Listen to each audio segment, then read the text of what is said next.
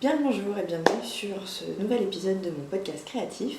Je m'appelle Maureen, vous pouvez me retrouver sous le pseudo de La Pied Voix Noire sur les réseaux sociaux, c'est-à-dire sur Instagram et Ravelry, principalement j'allais dire, mais finalement plutôt exclusivement. Alors ça fait déjà un petit moment depuis la dernière vidéo, ça fait 2 mois.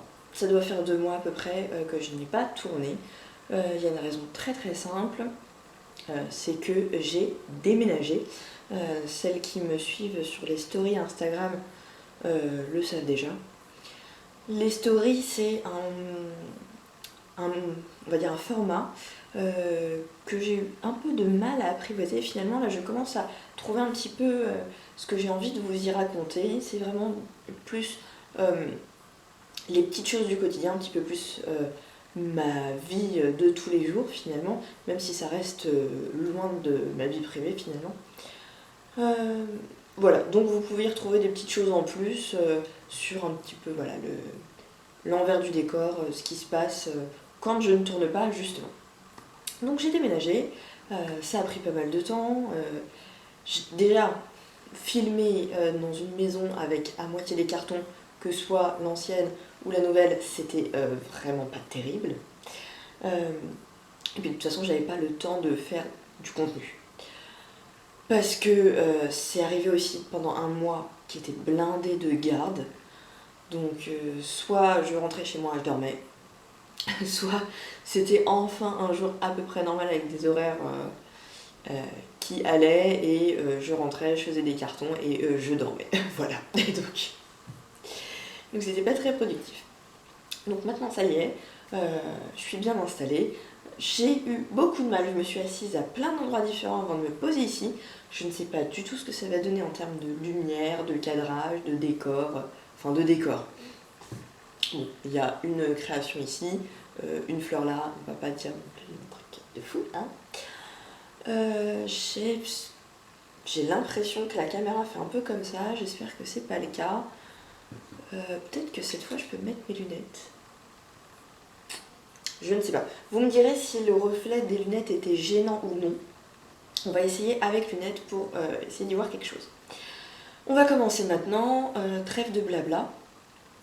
Et on va commencer comme d'habitude avec le tricot.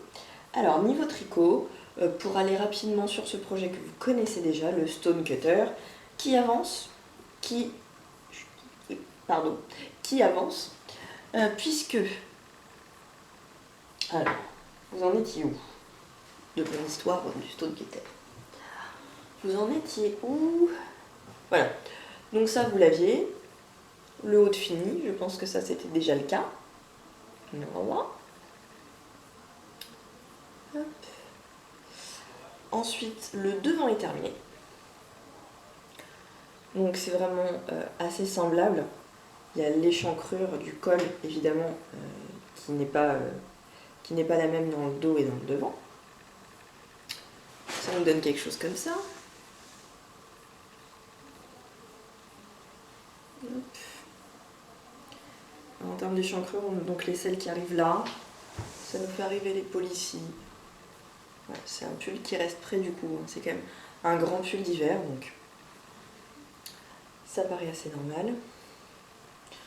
Je vous reprécise que c'est en Derirum Natura. Une laine absolument sublime. Ah ben voilà, j'ai pris une pelote entière, parfait. Qui se présente sous format de pelote de 100 grammes. Et ça c'est quand même super parce que ça fait autant de nœuds en moins à faire que dans les pelotes de 50 grammes. Donc ici j'avais pris quoi? J'avais pris de la Gilliatt, c'est ça, en coloris quartz. Donc voilà, le très joli et très sobre logo de Derirum Natura, j'aime beaucoup. Donc la Gilliatt qui est ce fil Decay en fait, puisqu'on a 250 mètres pour 100 grammes. Ouais, sport peut-être.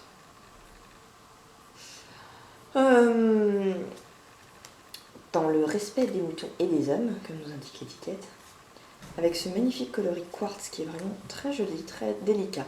Il y a vraiment plein de coloris de Gilliatt que j'adore.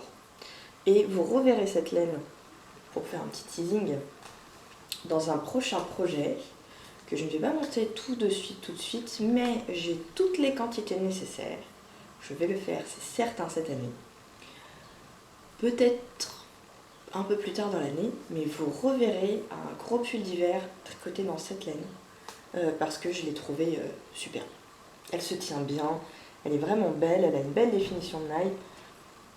Je vais vous montrer de plus près avec la suite, puisque j'ai continué à tricoter et que je suis en train de faire la première manche. Donc la manche, tout bête, tout simple, hein, vous avez les côtes ici et puis cette torsade qui court le long du bras. J'ai choisi de faire à nouveau ici le montage tubulaire, très simple et qui donne un résultat vraiment joli, je trouve. Regardez, c'est chouette, hein. Moi j'aime beaucoup. Et donc je vous disais la Gilliatt, qui a vraiment une très belle définition de point. Je ne sais pas à quel point le zoom est bien fait, mais ça me paraît pas mal. Donc ça avance tranquillement, très tranquillement, mais finalement, comme j'ai pas tellement l'intention de le mettre tout de suite, ce n'est pas très grave. Hop, on va reposer tout ça à côté. Le stone cutter, vous le connaissez, c'est quand même un beau bébé, hein. C'est quand même un beau bébé. Ensuite, dans les autres projets en cours, il y a un petit projet qui s'est glissé subrepticement, mais je ne tricote que ça depuis une semaine et demie. Il s'agit d'une écharpe pour mon chéri qui a eu subitement envie d'une écharpe en tricot. Alors que monsieur n'a jamais rien voulu voir. Alors, on a la laine. C'est coincé.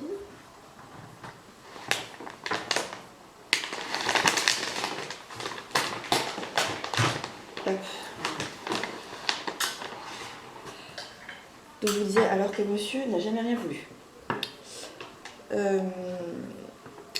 Finalement, je vais enlever les lunettes peut-être parce que ça me perturbe. J'ai pas l'habitude de me voir comme ça en caméra et j'ai l'impression que vous voyez du noir, quoi. Enfin, c'est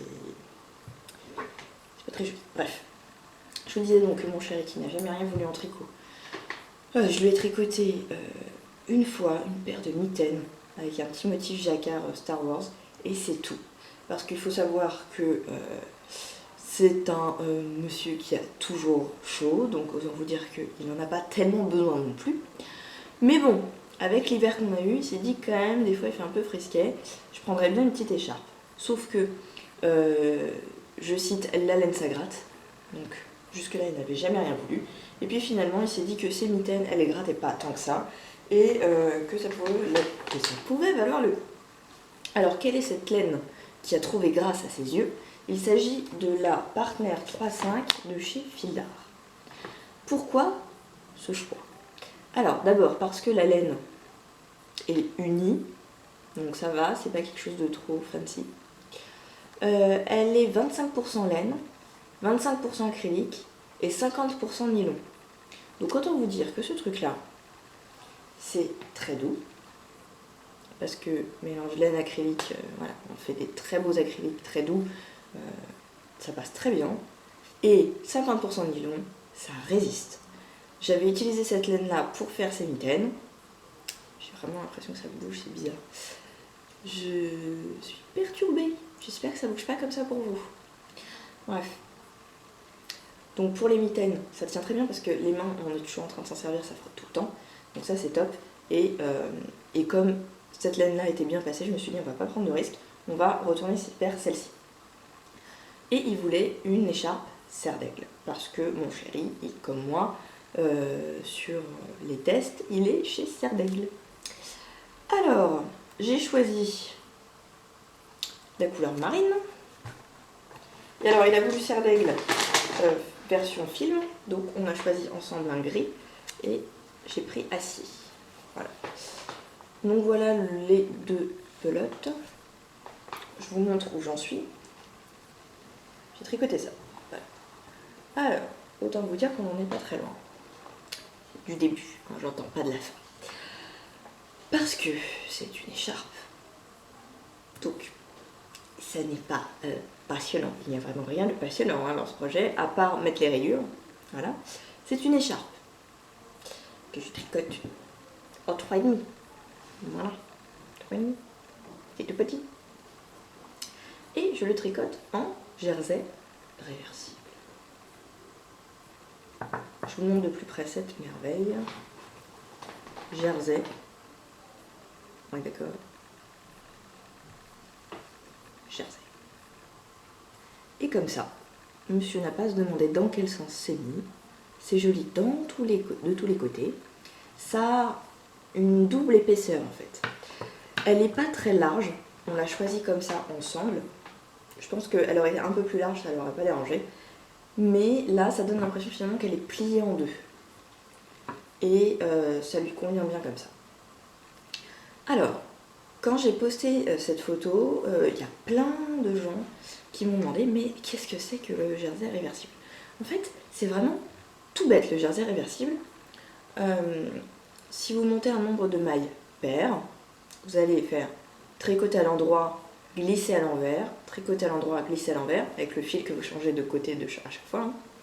Et ensuite, vous retournez pour tricoter de l'autre côté et vous faites exactement la même chose. Ce qui fait que les mailles que vous avez glissées à l'envers, vous allez maintenant les tricoter à l'endroit. Et donc en fait, vous tricotez effectivement deux épaisseurs, une maille sur deux, et attribuée à une épaisseur. Je ne sais pas si vous voyez ce que je veux dire. Vous avez toutes les mailles impaires de votre rang, qui constituent la face que vous regardez quand vous tricotez, et toutes les mailles paires que vous allez mettre en attente parce qu'elles vont constituer la face dans l'autre sens. Vous voyez l'autre face. Vous voyez ce que je veux dire? Bref. Donc oui, effectivement, ça ressemble un peu à de la brioche quelque part parce que vous tricotez deux épaisseurs et vous avez besoin de faire deux rangs pour en faire un. Mais c'est vrai que ça donne un résultat qui est impeccable. Impeccable. Donc ça c'est vraiment top. Au début j'ai voulu faire suivre le fil au long des rayures et je trouve que ça va pas, il y a quelque chose qui ne va pas.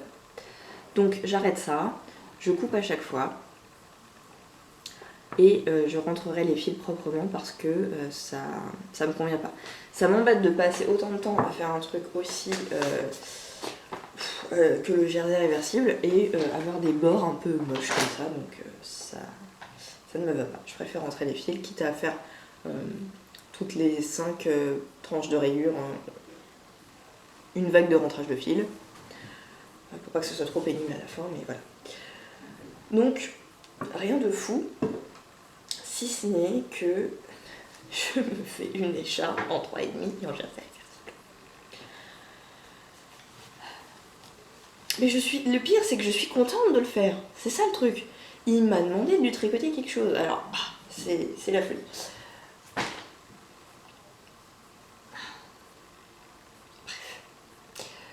Dernier projet en cours, c'est un projet dont je ne vous ai pas parlé du tout. C'est un châle de Julie Knits in Paris qui s'appelle Pointe, je crois, de sa collection ballet, qui est vraiment un châle sublime en 2 couleurs, avec de la broche. Alors, je me montre mon joli sac à tricot. Puis j'ai trouvé ça, c'était chez H&M, c'était 1 €. Truc de fou, j'ai trouvé ça vraiment trop joli. Voilà. Bref. Je vous montre un petit peu de quoi il s'agit. Alors, j'y suis presque, mais là je l'ai mis en stand-by parce que autant vous dire que c'est ça que je tricotais juste avant tout le bazar du déménagement. Et j'ai fait des boulettes.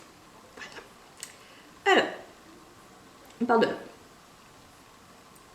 Donc là, vous avez du point mousse en voiture, voilà, avec ces petites lignes qui rythment un peu le tricot. Voilà, de plus en plus large. Et là, ça y est, on attaque la brioche. Voilà. Et comme vous l'aurez constaté, je pense, j'ai choisi un gradient pour le faire. Alors, je vous remonte le châle bien comme il faut.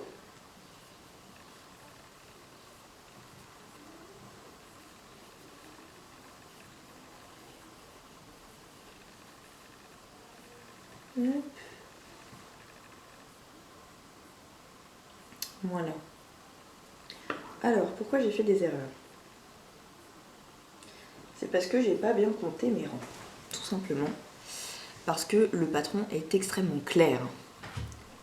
En fait, vous voyez, ça c'est le motif comme il doit être. Finalement, ça a une forme plutôt de boule. Et puis moi, sur la fin, ça s'allonge. Vous voyez, ça c'est une forme beaucoup plus allongée que ce que ça doit avoir. Et là, encore plus. Donc je me dis que finalement, l'un dans l'autre, on a presque l'impression que c'est fait exprès, et que ça se met de plus en plus en pointe, justement, donc que c'était pas si grave.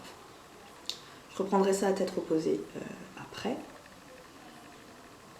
Mais je vais continuer à allonger le motif jusqu'à ce que j'en ai marre. Voilà. Hop, une paire d'aiguilles qui s'était coincée là-dedans. Alors, qu'est-ce que j'ai choisi comme laine? J'ai pris un magnifique gradient de chez Lily Neige,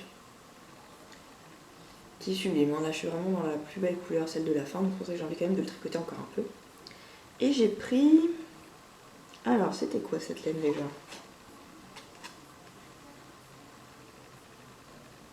Ça doit être celle-ci. Hop. Annie Blatt, prix du mohair. C'est 51% laine peignée, 49% kid mohair. Coloris écru. Et alors, pourquoi ce choix? D'abord, Julie montre un choix de laine avec une laine fingering et une laine lace poilue, qui, je crois, doit être... C'est pas du mohair, il me semble pas dans son exemple, mais bref, une laine poilue. Et pourquoi j'ai choisi ce gradient? Parce qu'en fait, quand j'ai vu le modèle de Julie, je me suis dit tout de suite que j'avais envie de le tricoter. J'ai regardé le métrage et je crois qu'il faut 530 mètres de laine principale. 530. Donc un écheveau plus un peu d'un autre écheveau.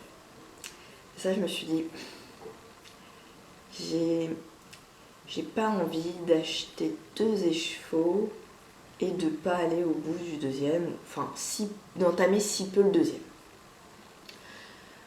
Et puis là je me suis dit mais attends, 530 ça me fait penser à quelque chose, et finalement je me suis souvenue que c'est le métrage des gradients Lily Neige Mérinos en light fingering. Et là je me suis dit on tient quelque chose. Parce que effectivement ça rendrait, je le voyais tout de suite très bien en gradient ce truc là.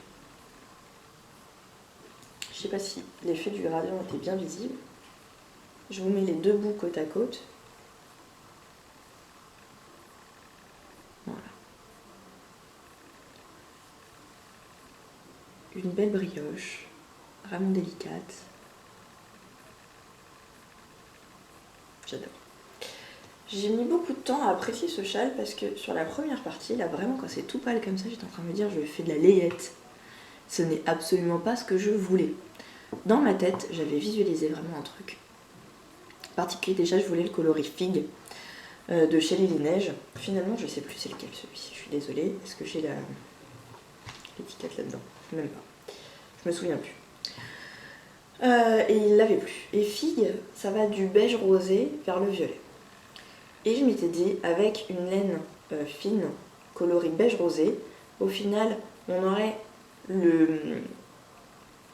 le point qui va se révéler au fur et à mesure, qui va contraster de plus en plus que le gradient lance, puisque ça va être beige sur beige, beige sur rose, beige sur violet foncé. Et c'était ça que j'imaginais. Et je trouvais ça vraiment très beau. Et finalement, je me suis retrouvée avec cette laine-là, et je n'arrivais pas à trouver la bonne teinte de rose clair. J'ai fini par aller sur du blanc, et je trouvais que ça faisait layette. Et je me suis dit, mais c'est moche, j'aime pas. Et ma mère m'a dit, bah si t'aimes pas, tu me le donneras parce que moi j'aime bien. Je fais, ok. J'ai continué à tricoter. Et finalement, maintenant qu'on quitte le rose layette, ça me plaît beaucoup. Alors, il faudra que je vois à la fin, une fois que j'ai tout autour du cou, est-ce que je suis pas quand même gênée par cette grande partie un peu layette, ou si ça me plaît quand même. Alors, l'essayage d'un châle avec les aiguilles dedans, c'est toujours un moment. Voilà, hop. Voilà. Je trouve ça vraiment, vraiment joli. Je suis dans une période très rose. J'adore le rose, je trouve qu'en fait ça me va bien, tout simplement. Et maintenant j'assume le rose. Ouais. Maman, si tu me regardes, ce que je ne crois pas, je ne suis pas sûre que tu auras ce chat-là. Voilà. Donc c'est de la brioche. Mais c'est de la brioche, comme vous avez vu, très répétitive. C'est des motifs en forme de petits ronds. C'est très très répétitif.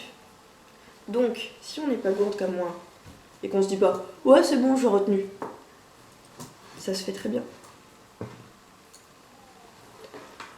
Ça se fait très bien. Donc voilà pour les projets en cours. Je n'ai pas de projet fini à vous montrer donc. Prochain projet. J'ai commandé de la laine pour faire un pull pour ma mère. Donc ça va être l'objectif dès que je la reçois, d'essayer d'avancer un maximum ça.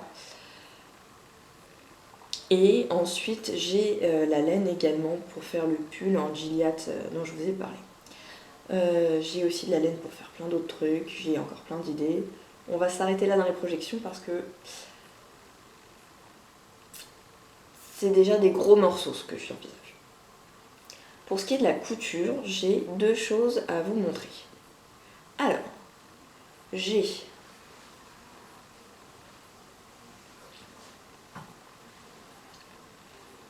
ceci.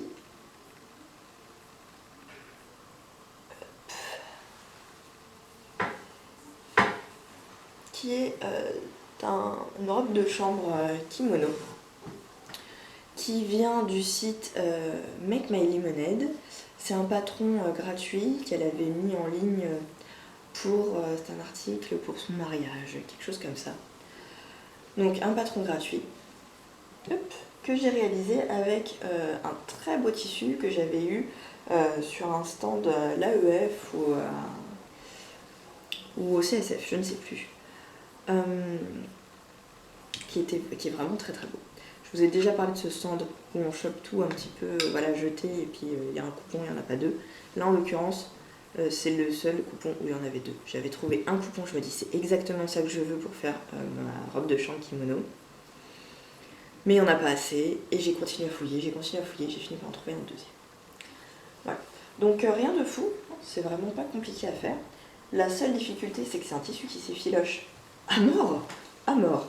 Donc vous voyez qu'à l'intérieur, j'ai plein de petits, je sais pas si vous voyez, plein de petits comme ça. Voilà. Donc ça, tout simplement, il suffirait de ne pas être feignasse et d'aller couper proprement le long du surfil là, mais j'ai la flemme. Sinon, rien de bien compliqué. Et j'adore, c'est tellement doux, tellement agréable à porter. C'est un vrai bonheur cette petite cousette. Et maintenant, on va parler de ce qui nous intéresse le plus, je pense. Il s'agit de mon premier jean. Alors, je vous ai montré ce jean sur Instagram tout au long de son processus. Je vous l'ai montré porté avec une petite entourloupe que je vais vous expliquer tout à l'heure. Et il se trouve que j'avais prévu de filmer le podcast aujourd'hui. Et puis, en fait, là, je suis de repos dire. Donc, si vous voulez, cette nuit, j'ai dormi 2 heures. Et je suis un peu fatiguée. Et donc, je m'étais dit, je vais pouvoir tourner aujourd'hui. Et puis, finalement, je me dis, je suis fatiguée, j'en ai marre, je suis crevée. Je vais dormir. Non, je vais pas dormir, je vais essayer de profiter de la journée, je vais tricoter. Mais si je tourne, je vais pas tricoter parce qu'après, en plus, il y aura le montage à faire. Et puis, en fait, j'ai envie de tricoter. Et puis... Je sais pas si ça vous fait ça, les autres qui tournent, mais des fois on se dit le temps de tournage est finalement du temps perdu de création, alors que finalement on crée aussi parce qu'on aime partager. Donc voilà. Et il se trouve qu'il y a... Ah j'ai pas pris mon portable. Il y a quelqu'un qui m'a envoyé un message, un petit commentaire je crois, en dessous de ma dernière photo, qui me disait... J'ai hâte de voir ton jean dans ton prochain podcast. Et là, je me suis dit, faut que je tourne. Donc, si tu te reconnais. S'il y a un podcast aujourd'hui, c'est grâce à toi parce que franchement j'étais à ça d'abandonner et puis j'ai vu ton message. Donc me voilà avec mon premier jean. Ce jean, je l'ai réalisé avec le cours sur Artisan qui s'intitule, je crois, coudre son premier jean ou je sais pas quoi. Donc à l'intérieur vous avez plusieurs heures de cours et vous avez le patron du jean vintage, coupe droite, simple, vraiment le truc basique. Et donc tout est fait vraiment pas à pas. Et ça, j'ai bien aimé. J'ai regardé en fait la vidéo à plusieurs moments quand j'avais des creux dans la journée pour essayer de comprendre un petit peu le montage. Et ensuite, je me la suis remise étape par étape au moment de faire la couture. Et donc ça donne ça. Ça donne ça. Dans le dos, ça donne ça. On peut dire vraiment un jean, hein. Je suis assez fière de moi. J'ai pas fait de fioriture sur les poches parce que je me demande si je vais pas broder quelque chose. Voilà. La braguette que je vais vous montrer de plus près parce qu'on a peur de rien. Voilà. On monte sa braguette ici, on a pas le temps. Tac. Voilà. Tac.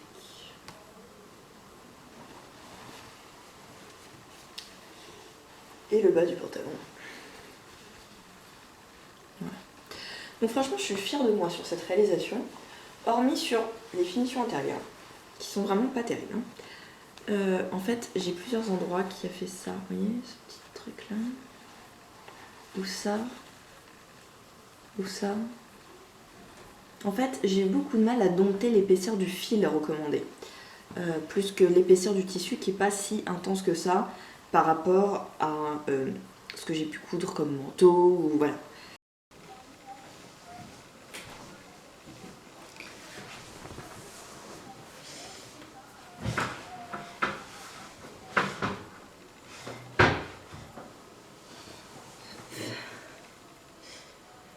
Ok, alors on a été coupé parce qu'on n'avait plus de batterie. Alors, tout va bien, j'en ai profité pour aller faire un peu de course en centre-ville. Donc, on se recentre, hop.